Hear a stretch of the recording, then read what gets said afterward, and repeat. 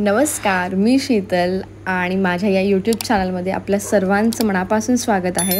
आज आपण बघणार आहोत झणझणीत झुणका म्हणजेच पिठलं आणि ज्वारीची भाकरी। चला तर आपण वेळ वाया न घालवता आपल्या रेसिपीला सुरुवात करूयात। पहिले आपण बेसनासाठी लागणारं वाटण तयार करू। त्यासाठी एक छोटा चमचा जिरं, 10-12 लसणाच्या पाकळ्या, 5-6 तिखट मिरच्या आणि मुठभर कोथिंबीर हे मिक्सरच्या भांड्यात खडबडीत आपण वाटून घेणार आहोत। त्यानंतर एका भांड्यात मी इथे पाऊण वाटी बेसन घेतले, जे की 2 ते 3 जणांना आरामात पुरून जाईल। त्यानंतर थोडंसं पाणी घालून त्याच्या गुठळ्या जेणेकरून आपल्या बेसनामध्ये कुठेही गुठळ्या किंवा गाठी राहणार नाहीत। आता आपण इथे कढई घेते आणि कढईमध्ये 2 पळी तेल टाकलेलं आहे। त्यानंतर जिरं, मोहरी आणि बारीक चिरलेला एक मोठ्या आकाराचा कांदा इथे आपण टाकलेला आहे आणि आपण परतून घेऊया। कांदा थोडासा मऊ झाला किंवा लालसर झाला की आपण जे बनवलेलं पिठल्याचं वाटण आहे ते आपण इथे टाकणार आहोत। हे चांगलं आपण एकजीव करून घेऊयात आणि परतून घेऊयात। आता 1-2 मिनिटात आपलं हे वाटण चांगलं परतून झालेलं आहे। आता आपण याच्यात 1 चमचा हळद टाकूयात आणि त्यानंतर हे पूर्ण मिक्स करून घेऊयात। त्यानंतर आपण याच्यात 1.5 ग्लास पाणी घालतोय।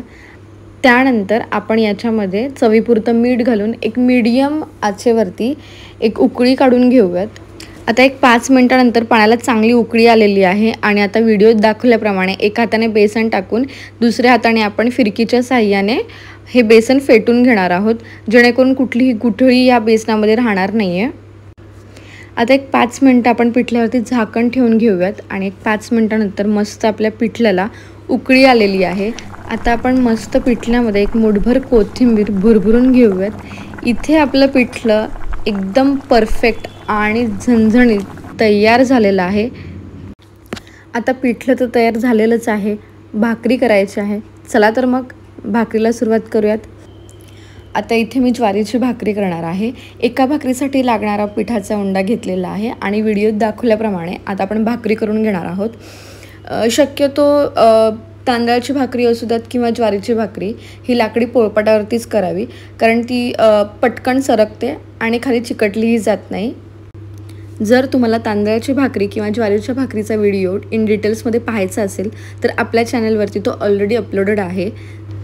मी दोन्ही भाकरींच्या लिंक डिस्क्रिप्शन बॉक्समध्ये मेन्शन करते। एकदम हलक्या हाताने आणि सगळ्या बाजूने सारखीच आपण भाकरी थापून घेणार आहोत। भाकरी करता करता आपण एका साईडला तवाही गरम करत ठेवलेला आहे। इथे आपला तवाही तापलेला आहे आणि आपण भाकरी तव्यावरती टाकून घेऊयात। भाकरीला सगळ्या बाजूने पाणी लावून घेऊयात। पाणी लावल्यानंतर 1-2 मिनिटात पाणी थोडंसं सुकल्यानंतर आपण ही भाकरी उलटून घेऊयात।